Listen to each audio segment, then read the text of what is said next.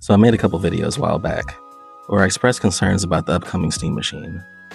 My primary concern is actually the Steam controller and its reliance on Steam input to function.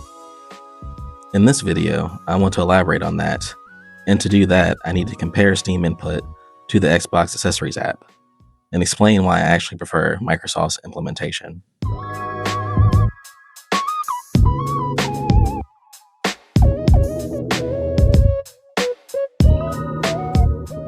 So what is Steam input? To put it simply, Steam input is a translation layer that allows you to take any controller and remap its inputs.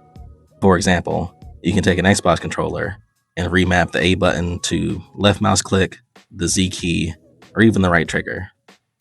You can also create shifts and toggles to increase the number of overall inputs you have access to. This allows you to create your own controller configurations, even for games that don't have native controller support. Steam input also allows users to share their layouts. So if you don't feel like making your own, you can just use someone else's. It's a neat feature, but I personally feel like it's easier to get the muscle memory down if you make the layout yourself. Overall, it's a great tool that vastly improves controller compatibility on PC. Now let's compare that to the Xbox Accessories app. The Xbox Accessories app has many of the same features as Steam input.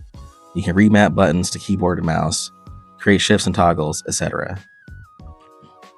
It's just limited in scope to only Xbox controllers, so it doesn't have features that don't apply, so no gyro support or anything like that.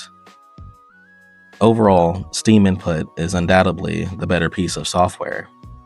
But if that's the case, why do I prefer the Xbox Accessories app? It's because Steam input is a translation layer, and the Xbox Accessories app is not. When you create a custom configuration in the Xbox Accessories app, that remapping is bound to the controller itself and persists across devices and different launchers. If you have an Elite controller, you can have up to 3 different profiles, all stored directly on the controller. With Steam input, your custom configuration only exists within Steam and will only work if you're playing a game through Steam. So if you're playing the game on a different store, only the controller's base inputs will work. And with the Steam Deck and the upcoming Steam controller, there are no base inputs, meaning that the controllers are entirely reliant on Steam to function at all.